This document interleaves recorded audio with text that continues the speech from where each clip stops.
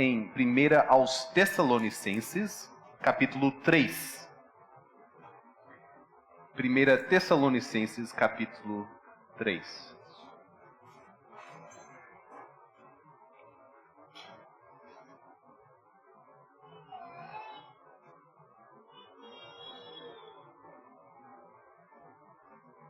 Primeira Tessalonicenses, capítulo 3, e nós vamos fazer a leitura do versículo 1 até o versículo 13. Mas antes, se me permite, eu queria dar algum contexto geral aqui, o que está acontecendo nesse capítulo, ok? Por que Paulo escreveu essa carta e o que está acontecendo na vida do apóstolo Paulo quando ele escreve essa carta. Nós nos encontramos aqui durante a segunda viagem missionária do apóstolo Paulo. Ele está viajando onde o Espírito do Senhor o permite, ele prega o Evangelho, se Deus permite, e há conversões. Ele reúne ali uma plantação de uma igreja. Ele fica ali o máximo tempo possível, alguns lugares alguns anos, alguns lugares algumas semanas. E depois ele vai para a próxima cidade, e a próxima, e a próxima. E acontece que nessa viagem missionária, o apóstolo Paulo ele chegou à cidade romana de Tessalônica. E ele ficou 3 semanas ali. Diz as Escrituras que ele conseguiu anunciar o Evangelho em 3 sábados. E depois apareceu uma multidão enfurecida e botou ele para fora. Na verdade, os irmãos daquela igreja pediram que Paulo saísse. Disseram assim, olha, você corre risco de vida. A gente acha melhor que você vá para outra cidade. Mas Paulo era assim, ele estava disposto a morrer pelo Evangelho. Mas ele acatou aquela sugestão dos irmãos, ele foi até Betânia. Aquela multidão o seguiu até Betânia. Ele não conseguiu muito tempo em Betânia, ainda que ele conseguiu plantar uma igreja lá. Ele tinha o tempo suficiente para isso. E depois ele vai para Atenas. Em Atenas, Deus deu uma oportunidade de pregar o Evangelho, mas não plantou nenhuma igreja ali. E depois Paulo vai para Corinto. E como você sabe, tem as epístolas escritas aos Coríntios. Paulo ficou ali 1 ano e meio, teve um bom ministério. Mas enquanto ele está em Coríntio, o apóstolo Paulo é um apóstolo, é um homem grandemente usado por Deus, mas ele é um homem. E ele está lidando com as dificuldades do seu ministério. Inclusive, o apóstolo Paulo, em capítulo 2 de Tessalonicenses, ele escreve assim, irmãos, eu estou com tanta saudade de vocês, e eu queria visitá-los, mas Satanás não permite que eu vá. E ele não coloca em palavras o que exatamente Satanás fez para ser um obstáculo no seu caminho. Ele deixa esse ponto ali. Satanás não permitiu. 2 vezes eu queria ir, 2 vezes eu não posso. Então Paulo, ele como homem, ele não que ele está passando pelo momento mais alegre da vida dele, também não deve ser o momento mais difícil da vida dele. Mas ele está em Corinto, e ele começa a pensar naquela igreja que ele plantou alguns meses atrás. A igreja dos Tessalonicenses. A igreja em Tessalônica. Que tinha, quando essa carta foi escrita, tinha por volta de 2 ou 3 meses de idade. Então é mais nova do que a igreja aqui, essa igreja aqui em Vila Branca. E Paulo tem tantas saudades dessa igreja, que ele manda o Timóteo. Ele fala, Timóteo, vai lá, vê como está aquela igreja. E aí Timóteo vem com boas notícias. E aí nós vamos ler em capítulo 3, ok? Esse é o contexto. Vamos fazer a leitura. 1 Tessalonicenses, capítulo 3. Por isso, não podendo esperar mais, achamos por bem ficar sozinhos em Atenas e enviar o nosso irmão Timóteo, ministro de Deus no Evangelho de Cristo, para fortalecer e animá-los na fé, a fim de que ninguém se inquiete com essas tribulações. Porque vocês mesmos sabem que nós fomos designados para isso, pois quando ainda estávamos com vocês, predisséssimos que íamos passar por aflições, o que de fato aconteceu, e é do conhecimento de vocês. Foi por isso que, já não me sendo possível continuar esperando, mandei perguntar a respeito da fé que vocês têm, temendo que vocês fossem provados pelo tentador e o nosso trabalho se tornasse inútil. Agora, porém, com o regresso de Timóteo, vindo do meio de vocês, trazendo-nos boas notícias a respeito da fé e do amor que vocês têm, e ainda de que se sempre guardam grata lembrança de nós, desejando muito nos ver, como aliás, também nós temos vontade de ver vocês. Sim, irmãos, por isso, ficamos animados a respeito de vocês, pela fé que vocês têm, apesar de toda a nossa necessidade e tribulação. Porque agora vivemos, se vocês estão firmes no Senhor. Pois que ação de graças podemos render a Deus no que se refere a vocês, por toda a alegria com que nos regozijamos por causa de vocês, diante de nosso Deus. Oramos noite e dia, com máximo empenho, para que possamos ir vê-los pessoalmente e suprir o que ainda falta, a fé que vocês têm. Que o próprio Deus e nosso Pai e Jesus, o nosso Senhor, preparem o nosso caminho para podermos ir visitar vocês. E o Senhor faça com que cresça e aumente o amor de uns para com os outros e para com todos, como também o nosso amor por vocês, a fim de que o coração de vocês seja fortalecido em santidade, isento de culpa, na presença de nosso Deus e Pai, na vinda de nosso Senhor Jesus, com todos os seus santos. Oremos. Senhor Deus, nós te louvamos por esta palavra. Pedimos que o seu Espírito Santo esteja no meio de nós. Em nome de Cristo. Amém. Irmãos, primeiramente, a preocupação do apóstolo Paulo com essa igreja tão querida. Uma pequena igreja, talvez 12 a 15 pessoas, seja muito. A maioria gentios. Em Atos 17 vai dizer que ali havia alguns judeus, mas também mulheres gentis. Pessoas que não conheciam o Deus verdadeiro, não conheciam as promessas do Messias. Mas durante aquelas 3 semanas em que Paulo anunciava a palavra, chegaram a crer e a confiar naquela palavra. É uma igreja neném, digamos assim, recém-nascida. Ela mal está aprendendo a tomar os seus próprios passos. E é verdade que Paulo, ainda que Paulo ele foi mudando de cidade para cidade por causa da perseguição, ele deixou para trás Silas, e Silas ajudou aqueles pequenos rebanhos em Betânia, em Tessalônica, a aprender mais sobre o Evangelho. Mas é uma igreja bastante jovem, e Paulo se preocupa com essa igreja. Paulo se preocupa com essa igreja porque ele ama essa igreja. Mas olha, diz o versículo 5. Foi por isso que, já não me sendo possível continuar esperando, mandei perguntar a respeito da fé que vocês têm, temendo que vocês fossem provados pelo tentador e o nosso trabalho se tornasse inútil. Preocupação do apóstolo Paulo é que Satanás estaria fazendo aquilo que Satanás faz.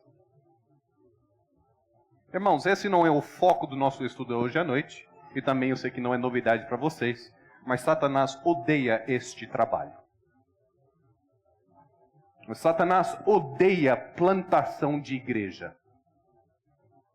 Tem muita coisa que Satanás odeia. No lista de top 5 tem plantação de igreja. Porque onde tem igreja plantada, tem o evangelho sendo anunciado. Tem pessoas vindo à fé. Tem pessoas tendo a sua fé fortalecida. Tem vidas sendo transformadas. A cada igreja plantada, o reino de trevas toma vários passos para trás. Esse é um dia muito alegre para nós, amor. 1 ano de igreja. Sabe que é um dia muito triste para Satanás. Quando há batismos lá na igreja, um momento muito alegre. Quando há ceia, um dia muito alegre. Um dia muito chato para ser demônio. Um dia muito frustrante ser do exército de Satanás.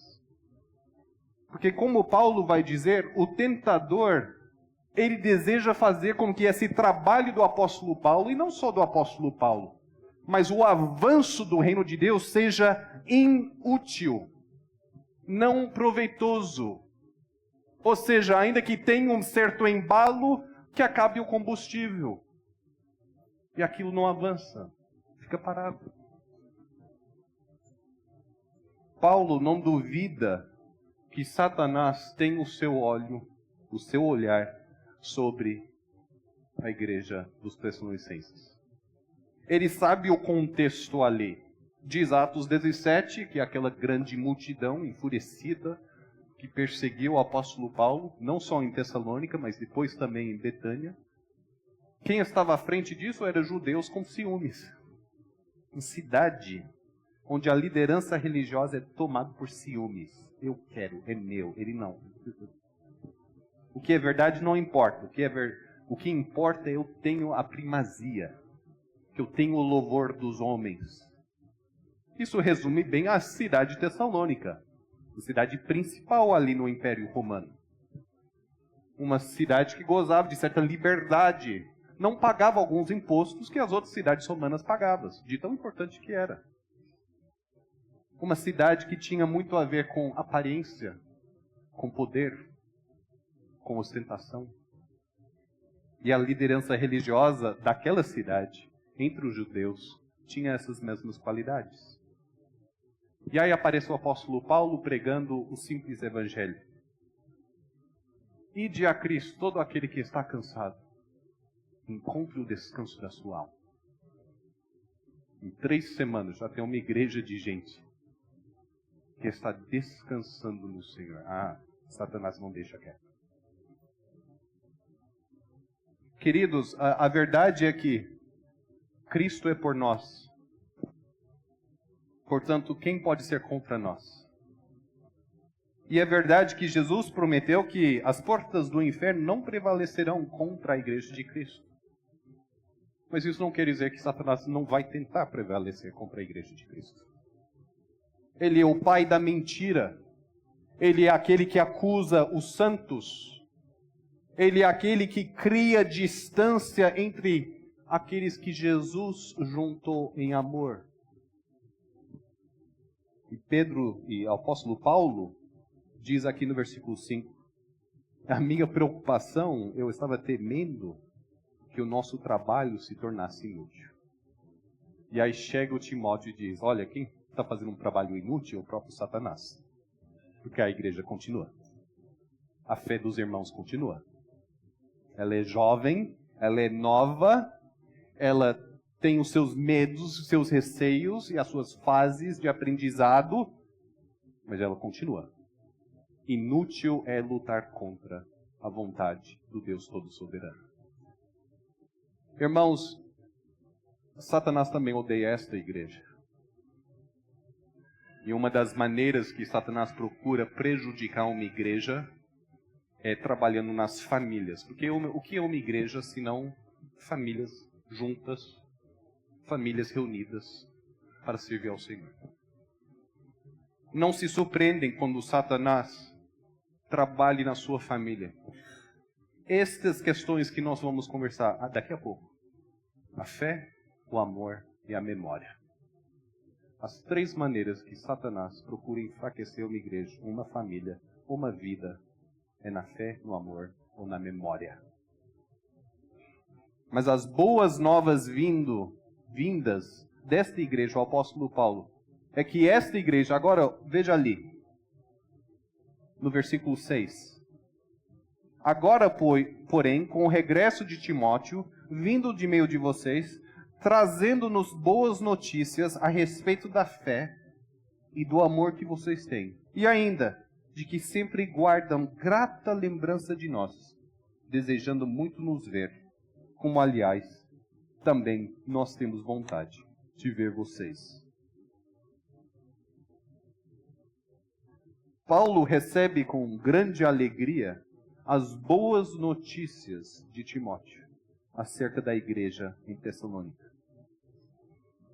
Esta igreja, com poucos meses de existência, já oferece 3 áreas que são motivo de gratidão a Deus. Fé, ele menciona. Amor, ele menciona. E a memória desta igreja. Primeiro, a fé desses irmãos. Olha o versículo 7. Sim, irmãos, por isso ficamos animados a respeito de vocês, pela fé que vocês têm, apesar de toda a nossa necessidade e tribulação. Ou seja, se de um lado o apóstolo Paulo estava se preocupando com a igreja, aquela igreja estava se preocupando com o apóstolo Paulo. Puxa vida, a última vez que a gente viu ele estava tendo que fugir porque tinha uma multidão atrás dele. Será que ele está bem? Como está? Então tinha essa preocupação mútua. Um estava preocupado com o que Satanás ia fazer com a igreja, e a igreja preocupada com o que Satanás está fazendo com o apóstolo Paulo. Mas Paulo diz assim, olha, apesar das tribulações, apesar da perseguição, apesar da aflição, diz o versículo 7, por isso ficamos animados a respeito de vocês, pela fé que vocês têm. Apesar. A fé que vocês têm, vírgula, apesar. Irmãos, fé em si, fé sozinha, já é uma grande coisa. Mas quando você junta as duas palavras, fé apesar, ela tem uma profundidade, ela tem um peso maior. Fé apesar das tribulações, das aflições, das perseguições. Veja, irmãos, o Espírito Santo de Deus irá fortalecer a nossa fé de um jeito ou de outro. Às vezes ele faz isso tirando a aflição, nos livrando da perseguição. Às vezes ele fortalece a nossa fé desta maneira, irmãos. Fazendo um milagre e fazendo como se fosse, fazendo com que a gente andasse sobre as águas. Às vezes Jesus Cristo, ele acalmava a tempestade e isso aumentava a fé dos seus discípulos. E às vezes Cristo mandava os seus discípulos passar pela tempestade. Que isso aumentava a fé dos seus discípulos. Ou seja, o ponto de chegada, o nosso destino é o mesmo. A nossa fé será fortalecida. Às vezes será apesar da aflição. Apesar da nossa necessidade, apesar do nosso sofrimento. Uma igreja recém-plantada, às vezes demonstra que a sua fé está sendo fortalecida pela maneira que ela enfrenta grandes desafios.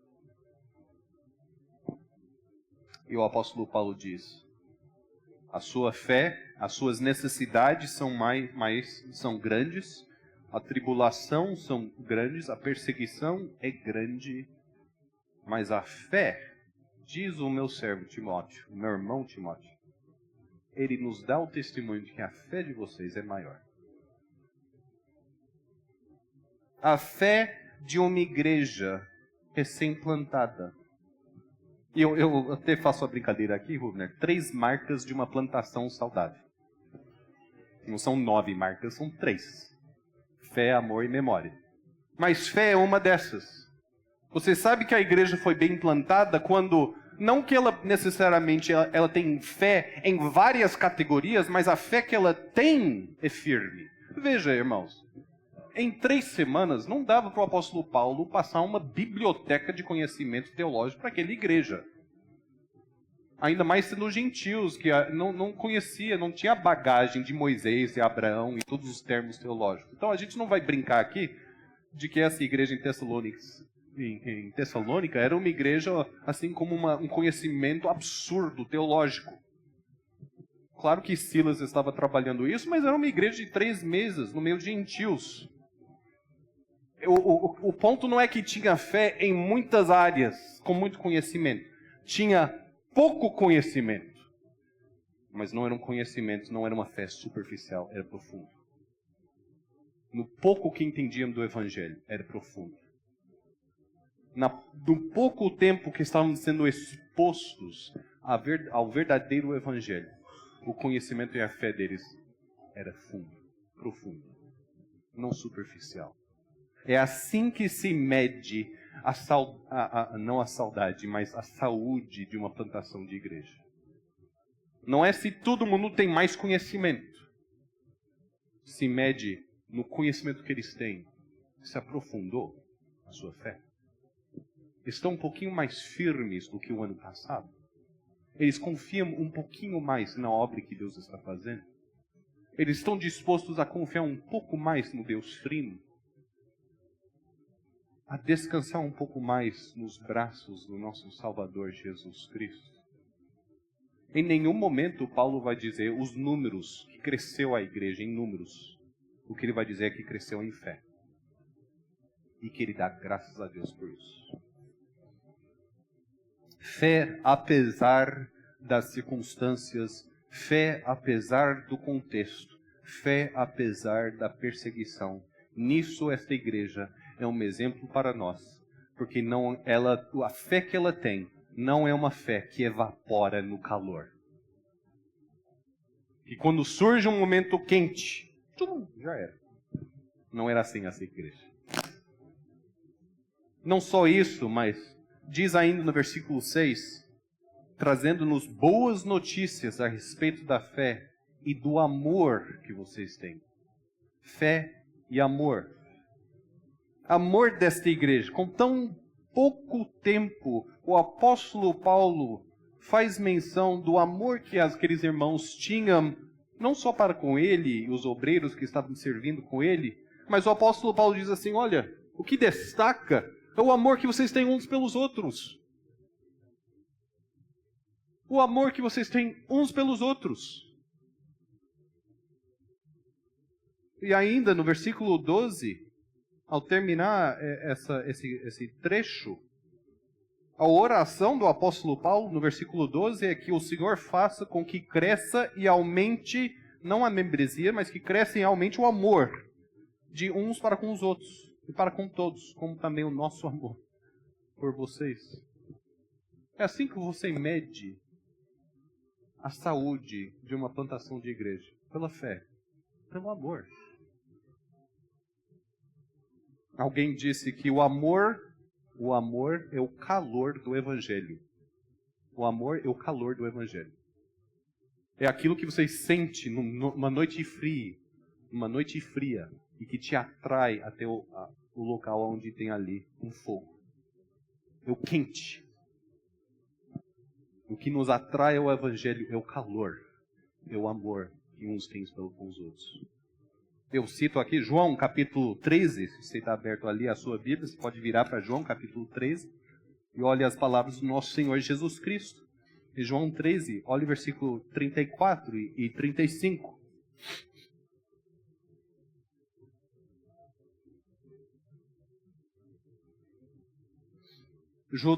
Nessa altura, Judas já tinha saído para pecar contra o Senhor Jesus, trair o nosso Salvador. Em João capítulo 13, versículo 34, Jesus vai dizer assim aos seus discípulos, eu lhes dou um novo mandamento, que vocês amem uns aos outros, assim como eu os amei, que também vocês amem uns aos outros. Um mandamento, uma responsabilidade, um dever, amar uns aos outros. Queridos, algumas pessoas são mais fáceis de amar do que outros. Mas o exemplo que Jesus nos dá, é que todos são amados em Cristo. Cristo não morreu pelos mais amáveis. Ele morreu pelos escolhidos. Ele morreu por aqueles que Deus amou na eternidade passada. E que se tornam mais e mais amáveis com o passar do tempo.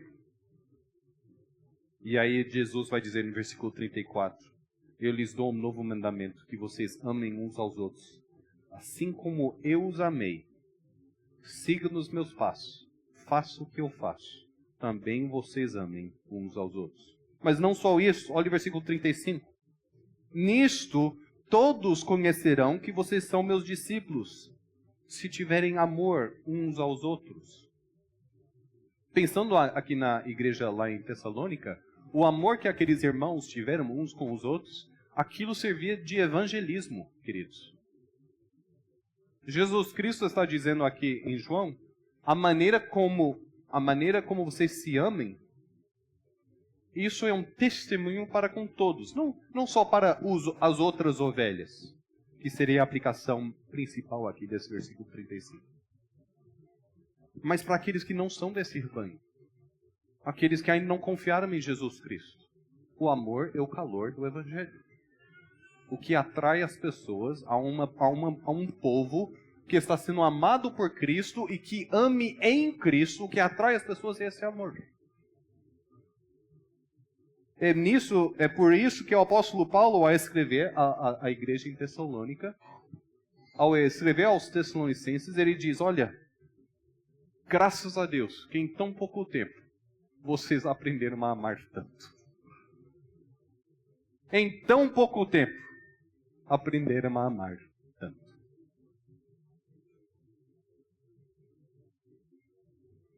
Amor uns aos outros. Amor uns para com os outros.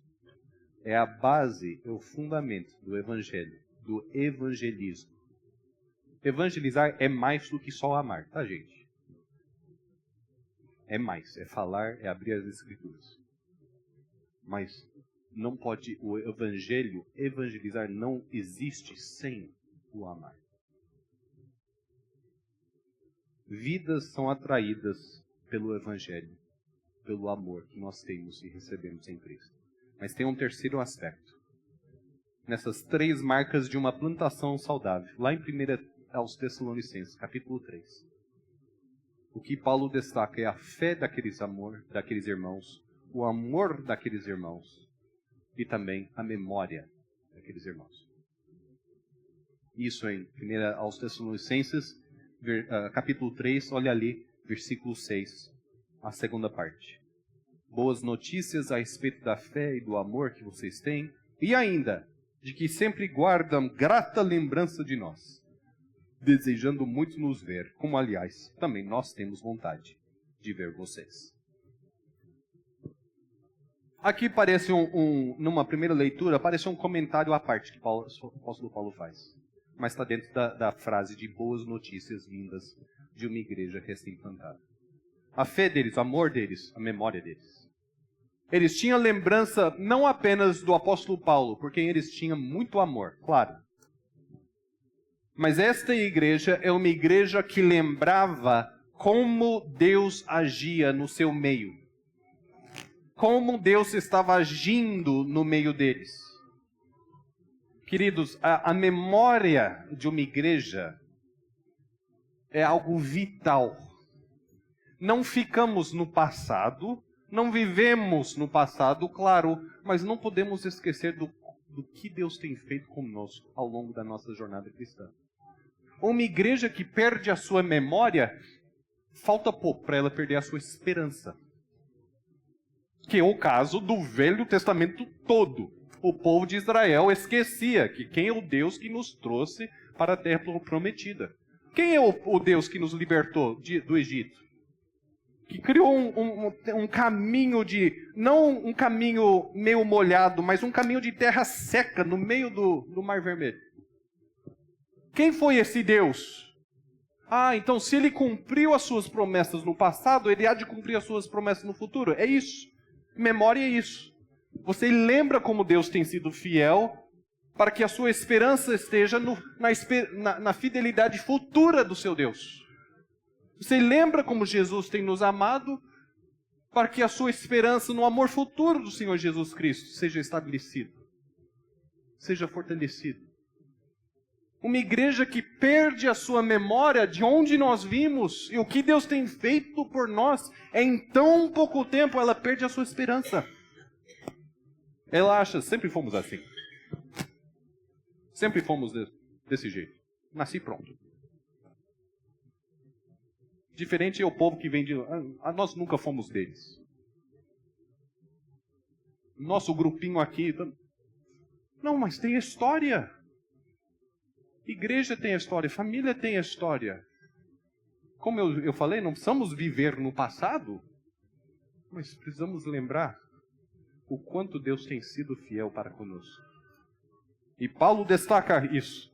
Vocês têm fé, vocês têm amor, vocês têm lembranças. Vocês têm gratas lembranças. Memórias não apenas da perseguição e de quem traiu a igreja, de quem era o chatão da igreja, não só essas memórias, mas você tem gratas lembranças, lembranças que fazem vocês serem gratos a Deus. E quando Jesus Cristo diz assim, faça isso em memória de mim. Ele está nos chamando para lembrar. Lembrar. Eu cito aqui o Salmo 77, se quiser anotar, faz um belo devocional. Amanhã no café da manhã, você abre as Escrituras, leia Salmo 77. Mas eu vou ler apenas versículo 11, 12 e 14. Diz assim: Eu me lembrarei das obras do Senhor, certamente me lembrarei das tuas maravilhas da antiguidade. Meditarei em todos os seus feitos, ponderarei sobre os seus atos de poder. Tu és o Deus que fazes maravilhas, mostras o teu poder entre o povo. Ele começa dizendo, vou tirar um tempo para meditar aqui. Vou lembrar a grandeza de Deus. Vou refletir sobre a grandeza de Deus. Vou meditar sobre a grandeza de Deus. Ponderarei sobre os teus atos de poder. E aí no versículo 14, tu és o Deus que fazes maravilhas. Irmãos, essa igreja dos Tessalonicenses era uma igreja que tinha fé há pouco tempo, amor há pouco tempo e já memórias. Lembrança de como Deus estava agindo no meio deles. Quais são as lembranças que essa igreja leva? Quais são as maneiras que você pode refletir e dizer assim, Deus é por nós, Deus está conosco. E da maneira que Ele tem sido fiel até aqui, Ebenezer, Deus tem sido fiel até aqui. Ele continuará sendo. Deus cumpre as suas promessas em períodos de 24 horas. Ele disse, as portas do inferno não prevalecerão contra ela. E a cada dia que passa, Ele cumpre essa promessa. Satanás insiste.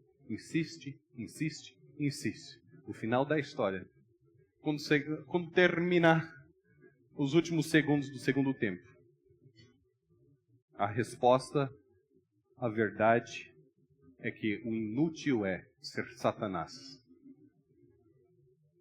Vitorioso é o nosso Salvador. Ele merece a nossa fé. Ele derrama o seu amor para nós, não para morrer em nós, mas para fluir por nós, para com os irmãos. Cristo, nosso Salvador, ama pecadores. Você ama pecadores? O amor de Cristo alcança pecadores, alcança gente chata. O seu amor alcança pecadores, alcança gente chata. Se mede a saúde de uma plantação de igreja, em termos da sua fé, em termos do seu amor e em termos da sua memória. Queridos, que Deus os abençoe.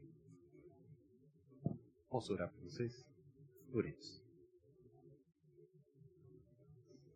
Que o próprio Deus, o nosso Pai, e Jesus, o nosso Senhor, preparem o nosso caminho para podermos ir visitar vocês. E o Senhor faça com que cresça e aumente o amor de uns para com os outros e para com todos, como também o nosso amor por vocês, a fim de que o coração de vocês seja fortalecido em santidade, isento de culpa, na presença de nosso Deus e Pai, na vinda de nosso Senhor Jesus, com todos os seus santos. Deus Todo-Poderoso, conceda à igreja aqui em Vila Branca paz, misericórdia, força, fé, amor e lembrança de como o Senhor tem sido fiel e continuará sendo fiel até a eternidade futura.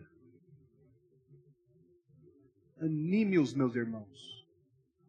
Abra os seus olhos para enxergar ainda mais e mais a esperança do Senhor Jesus Cristo. Faça com que o calor do Evangelho alcance esse bairro todo, essa cidade toda. Cada membro de cada família representada aqui. Nós te louvamos pelo primeiro ano de muitos que esta igreja está tendo. Em teu nome agradecemos e exaltamos Deus Trino. Amém.